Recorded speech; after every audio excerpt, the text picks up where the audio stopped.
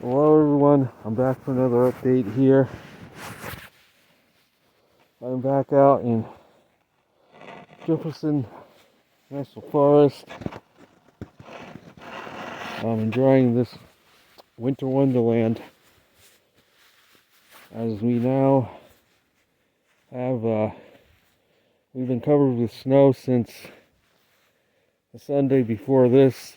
Consistently, we've had snow on the ground for nearly 10 straight days. This January has even exceeded my expectations for cold and snow.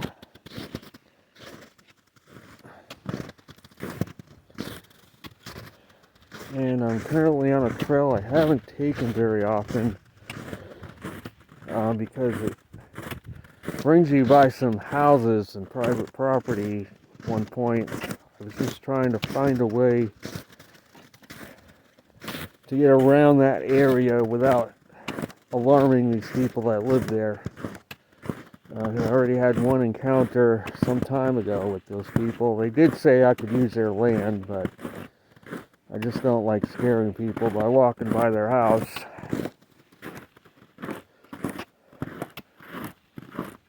So I'm on this trail here. It does take you to the top of Peters, but there's just so many blown down trees over in that area that I was trying to find a way to get around that. And as you can see, somebody else has been walking through here. And these are my footprints as I am on my return trip back home. Basically retracing my steps. And the thing that's enjoyable is, as you can see, there's roadways of wildlife through here. There's one such heading in that direction.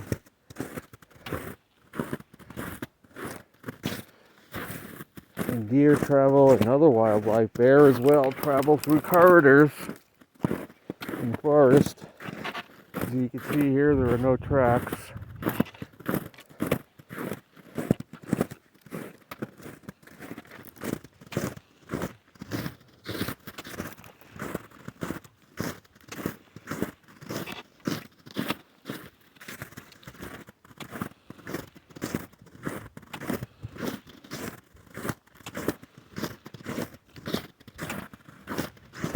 So look at all these wildlife tracks.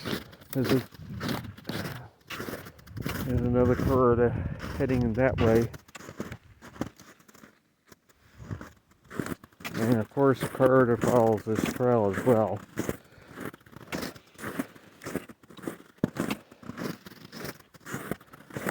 And the snow is nice and hard, compacted because of the rain we got during the first event. It froze, and it's going to take a long time for this to melt.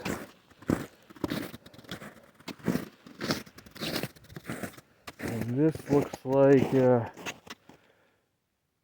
be a coyote maybe, or a little bit too big for a fox.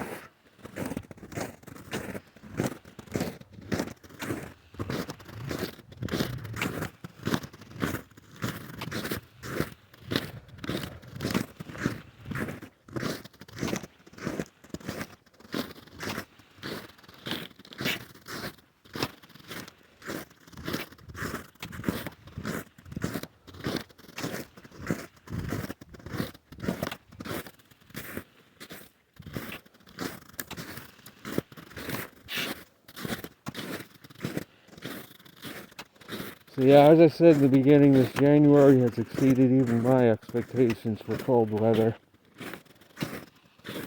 I thought it was going to be a normal winter. I mean, I knew it wasn't going to be as mild as the last several years. That I did know.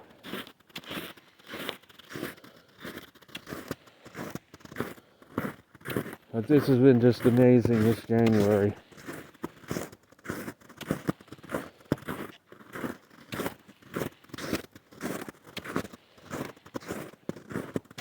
And here's some more tracks. Looks like it might have been the same person.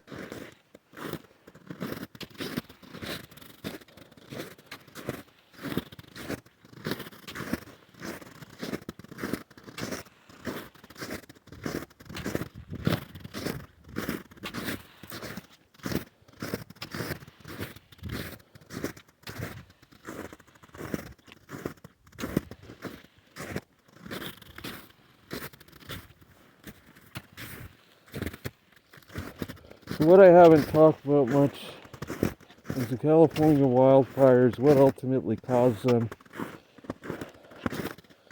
I know a lot of people say it's technology. Others say there's no way it could be technology. Everybody just anymore blames everything on technology. I'm kind of in between the two. Yeah, it could be natural in terms of the wind and the low pressure system being in the Baja California, which turned up the winds to create that situation. Because the low was over Baja, well south of their region, they didn't get any rainfall from it, but it did kick up the winds, and more importantly, the direction of the winds coming off the mountains, descending, and creating a very favorable condition for wildfires. Even though it was the winter time, they haven't gotten much rain this year, this season. So there definitely is a natural element. It wasn't purely manipulated, but yet the flip side is, could this natural situation been enhanced and taken advantage of by technology to make the situation far worse than perhaps it otherwise would have been if it was completely natural? Yeah, it's possible the place could have become an inferno. You know, if somebody, for example, carelessly threw out a cigarette butt, hit the right spot, it could have torched the whole area and caused the fire, the winds the way they were, relative humidity being as low as it was. I had studied in the past the fires in Oregon a few years back. I looked at images and where the fires started, and I noticed it looked like there was a series of mini explosions all at once that kicked off that fire. Again, I can't say for sure it was technology from satellites sparked that fire. I can't say it's all manipulated either. Just like hurricanes aren't all manipulated, because they can't form a hurricane out of nowhere. There has to be the right conditions, but then it could be taken advantage of, like what happened with Helene, and made a lot worse than perhaps it normally would have been otherwise, is that my take on it. So, but I see people going to either extreme, either saying that, oh, there's always been fires in California, so it's a natural, totally natural. There's no way man could have been involved, or technology could have been involved. There's the other camp that says it was all technology. I take a middle of the road view that the technology is used in situations where the conditions are favorable, and they use it to make it a lot worse than it would have been. Not to say there wouldn't have been a fire. There's been fires in the past in California in January, a few occasions. It's not like it's never happened, but the scale of these fires, the amount of people killed, the widespread scale, and how many different places ignited at once raises, suspicion that it's not entirely natural or by chance that all of this happened.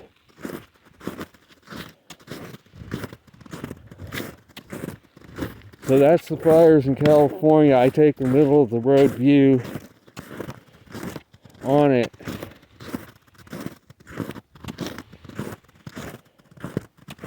That there is some element of manipulation involved, but it's not completely manipulated. There are some natural elements involved in the situation.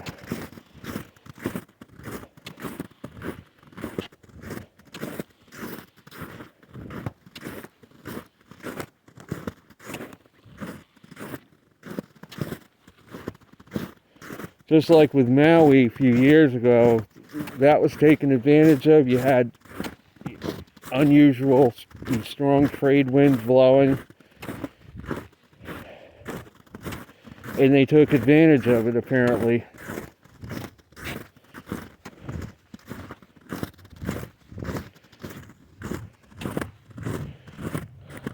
What a beautiful view. This is truly a winter wonderland.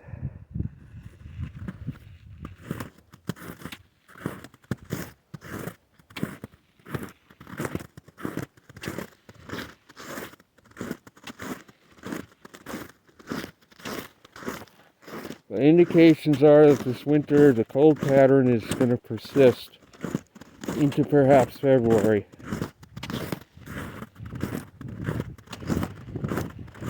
The solar activity is on the decline. The sunspot number fell back below 100 again.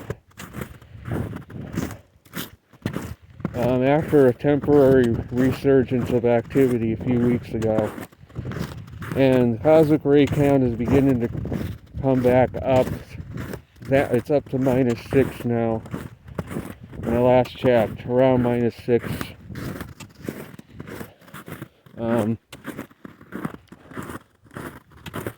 So that's it's starting to come back up. It was down below -10 not that long ago.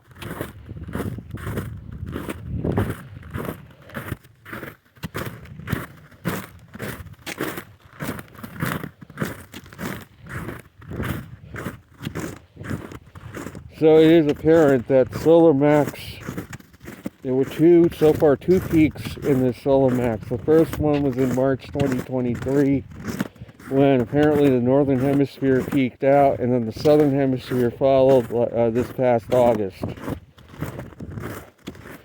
And this August was the only month that exceeded 200 on the count for sunspots. Pretty much all the other months have been around 150 or so, maybe a little higher. So it's still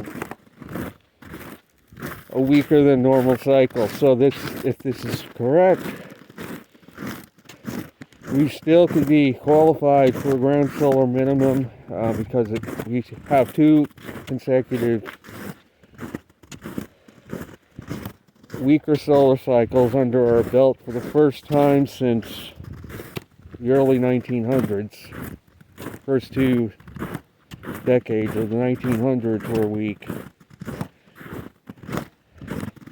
So if we get one more weak cycle, cycle 26 is another weak cycle. This will qualify as a grand minimum. I'm not sure if 2 would qualify. I don't think 2 is quite enough.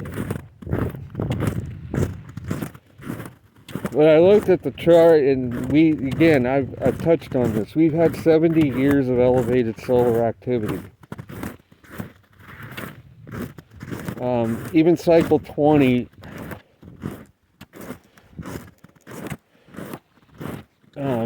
it was a little weaker than the other 6, but it wasn't enough to make up for the 6 strong cycles that it came in the middle of. The 70 years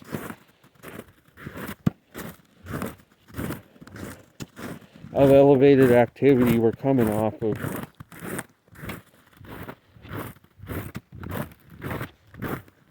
And there is significant variations in solar output over time. And I know people try to deny that the sun has a significant impact on climate.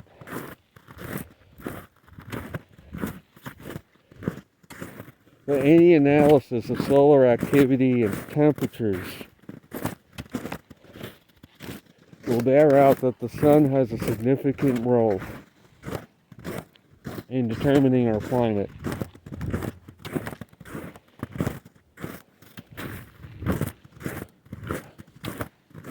Yeah, look at all these tracks.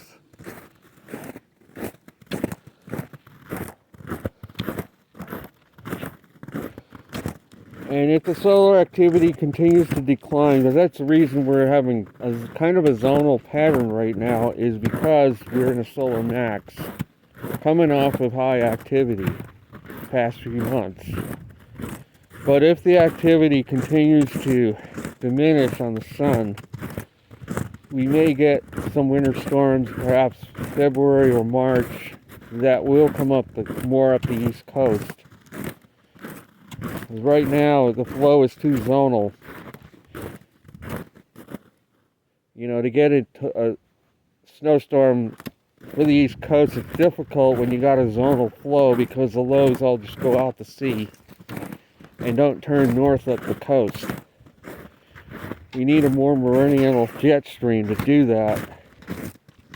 And right now it's pretty zonal. Although on a larger scale it is meridional. Which is why so much of the U.S. at once has been cold.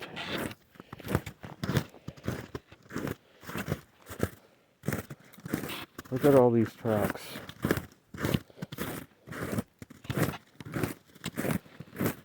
This is like a super highway for wildlife along here.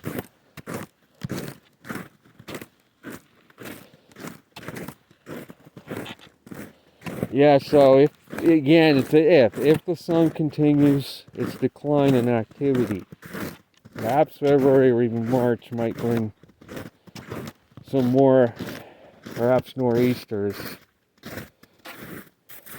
We shall see.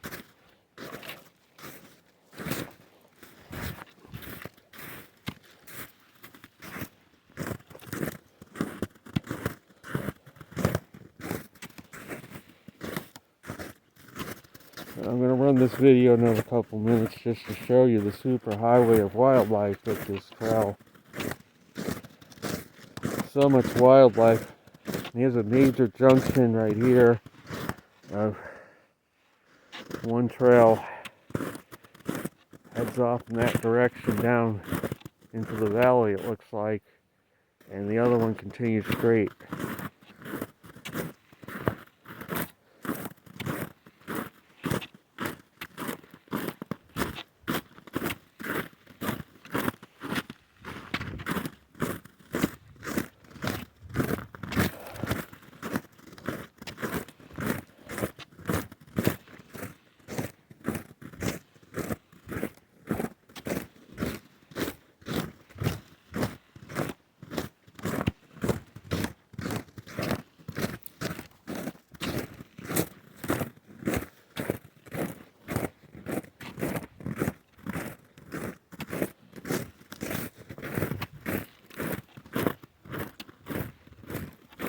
I'm trying to see if I can find some bear tracks. There are plenty of bear tracks further down the trail here I've seen.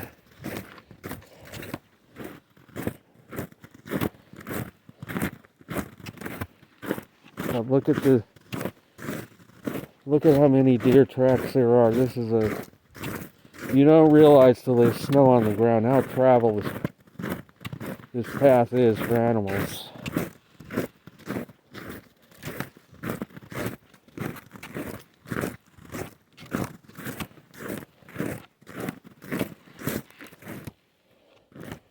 And I'm trying to find a set of bear tracks. I know I've seen some.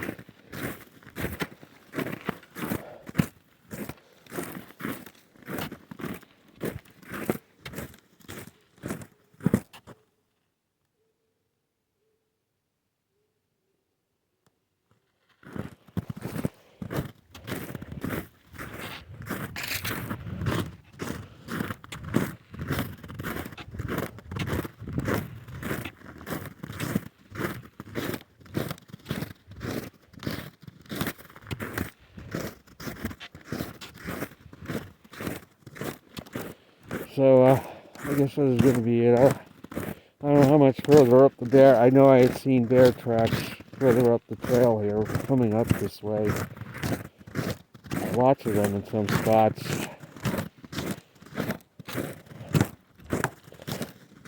And